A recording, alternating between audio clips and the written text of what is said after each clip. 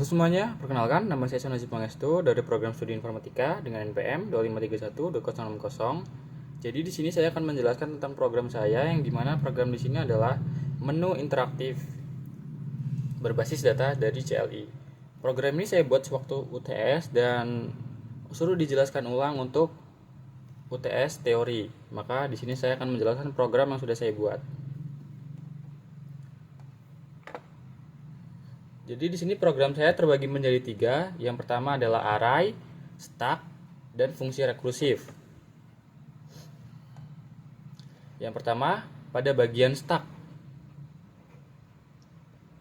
Di stack ini ada berbagai variabel, contohnya seperti variabel global yang dimana cost in max stack sama dengan 5 adalah batas maksimal data yang bisa ditampung stack adalah 5. Dan string stack data max ini adalah array untuk menyimpan data berupa teks atau string. Dan in top sama dengan min 1 ialah indikator posisi data teratas jika min 1 artinya stack masih kosong. Fungsi-fungsi dari stack yang pertama dia adalah isEmpty. Ia adalah memeriksa apakah stack kosong menghasilkan true jika top sama dengan min 1. Yang pertama adalah isFull adalah memeriksa apakah stack penuh. Ia menghasilkan true jika top sudah mencapai indeks maksimal yaitu max stack min 1 atau 4. Yang kedua adalah pushString.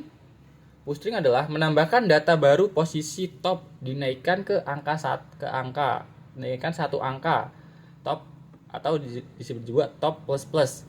Lalu data dimasukkan ke stack data bagian top. Jika penuh akan muncul pesan error atau kita bisa mengubah pesan tersebut jadi misalkan stack is full atau bagaimana. Yang kedua ini adalah ada lagi void pop adalah mengambil atau menghapus data dari yang teratas. Artinya dia mengurangi nilai top sebanyak 1 atau top dikurangi dengan 1. Jika kosong, data tidak bisa diambil. Apabila stacknya kosong, kita menggunakan pop, maka data tersebut tidak bisa diambil karena stacknya kosong. Dan di sini ada namanya void peek yang artinya ialah peek untuk melihat data yang berada di posisi paling atas. Semisal data paling atas yang kita masukkan atau data yang terakhir kita masukkan itu kan berada di paling atas.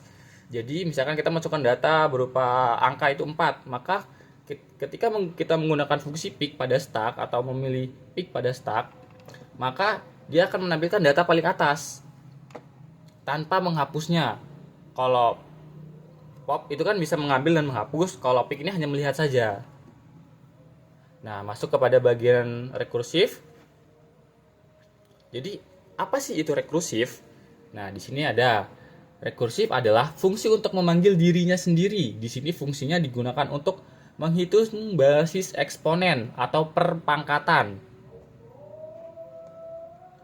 Contohnya adalah jika eksponen sama dengan 0, fungsi akan mengembalikannya ke nilai 1. Karena berapapun angka yang dipangkatkan dengan 0, maka hasilnya adalah 1.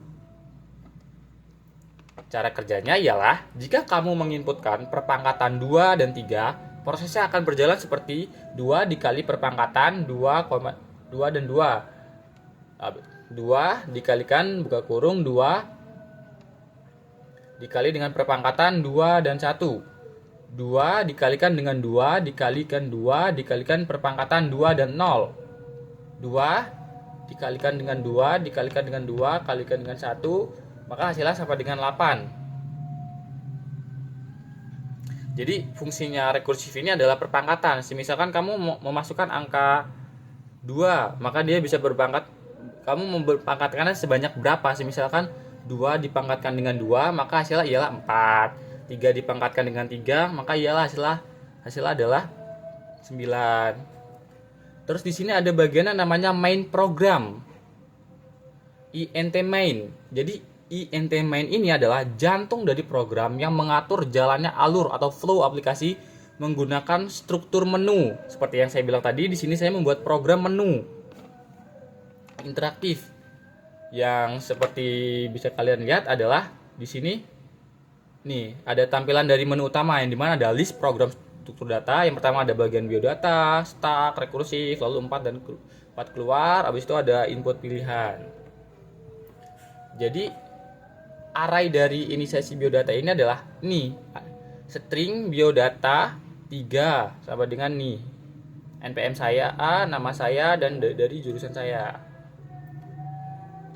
Artinya data mahasiswa disimpan dalam array satu dimensi dengan 3 elemen.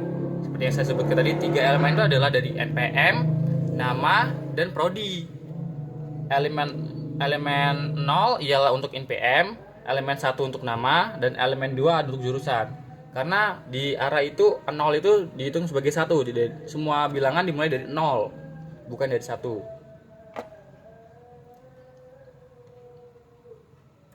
Nah, yang terus ada validasi di sini, ada validasi inputan apabila kita untuk memilih menu mana antara 1, 2, 3, dan 4 ini. Yang pertama, if chain pilihan, artinya potongan kode dari ini adalah jika user tidak sengaja memasukkan huruf atau karakter yang bukan angka, maka program tidak akan crash atau looping tanpa henti. Seperti di sini ada chain clear akan mereset status error, dan chain ignore akan membersihkan sisa input yang salah. Nah, di sini ada lagi switch case, adalah suatu keadaan atau pilihan. Jadi di sini ada switch case, ada case 1, case 2, case 3, dan case 4. Terus ada yang default juga apabila pilihan tidak valid. Pertama kita bahas untuk case 1. Case 1 ini ialah menampilkan isi array biodata berdasarkan indeks. Ya, seperti yang kita lihat tadi pada list program struktur data ini, tampilan menunya yang pertama adalah biodata. Dan case 1 ini gunanya untuk menampilkan biodata tersebut. Untuk memanggil, misalkan saya kan di sini kan meletakkan biodata saya pada array satu dimensi yang terdiri dari 3 elemen. Nah, jadi fungsi di case 1 ini ialah memanggil biodata yang berada di string biodata ini dan langsung menampilkannya. Jadi fungsi case 1 adalah untuk memanggil si biodata. Dan di sini ada case 2, yang dimana case 2 ini adalah menu dari stack nih. Seperti yang kalian lihat pada ini adalah stack. Yang dimana stack itu seperti yang di atas tadi ini, yang isinya dari isempty, full, atau push, pop, pick ini. Itu namanya stack. Jadi pada case 2 dia adalah menampilkan stack. Case 2 ini ialah membuka sub menu operasi dari stack. Jadi di dalam menu tadi ada menu lagi karena kita menggunakan stack. Adalah membuka operasi stack, di dalamnya terdapat validasi seperti chain ignore ini dan getLine. Pada opsi push, agar user bisa menginput teks yang mengandung spasi. Jadi pada fitur push nomor 1 ini pada submenu stack itu ditambahkan chain ignore dan getLine pada opsi push adalah agar user bisa menginput teks yang mengandung spasi. Jadi kan biasanya kalau dalam program itu kan kita tidak bisa menginput kayak kata atau apapun yang mengandung spasi ya. Jadi di sini fungsinya dari chain ignore dan getLine itu adalah supaya user bisa menginputkan teks yang mengandung spasi gitu. Dalam catatan, penggunaan kurung kurawal di dalam case 2, case 3 dilakukan agar variabel lokal seperti filstack atau angka bisa dideklarasikan di dalam struktur switch case tanpa menimbulkan error atau redeclaration. Nah, di sini kita masuk ke case yang ketiga, yang dimana case ketiga ini adalah fungsi rekursif ya. Seperti yang ada pada menu ini, pada menu list program struktur data ini ada yang namanya menu rekursif. Nah, si menu rekursif ini ialah pada case 3 ini adalah untuk meminta input angka pokok dan pangkat, lalu memanggil fungsi perpangkatan. Nah, jadi apabila teman-teman mempunyai angka yang mau dipangkatkan, pada menu ketiga ini kita menggunakan fungsi rekursif. Jadi teman-teman tidak perlu capek-capek untuk menghitung dan bisa untuk langsung memasukkan angka dan pangkatnya. Misalkan 2 dipangkatkan dengan 3, 2 dipangkatkan dengan 6, dan seterusnya, bebas. Nah, pada case 4 atau out nih, seperti yang pada list menunya, ada 4, artinya 4 adalah keluar. Nah, di sini case 4 adalah untuk menghentikan perulangan atau do while, karena kondisi while pilihan sama dengan 4 sudah tidak terpenuhi lagi. Jadi apabila teman-teman kan di sini kan ada 4 nih. Nah, seperti yang saya jelaskan di atas tadi, fungsi stack akan berhenti apabila inputannya itu tidak valid atau 4 atau lebih dari 4. Maka dia akan otomatis keluar. Nah, ini ada settingan yang default.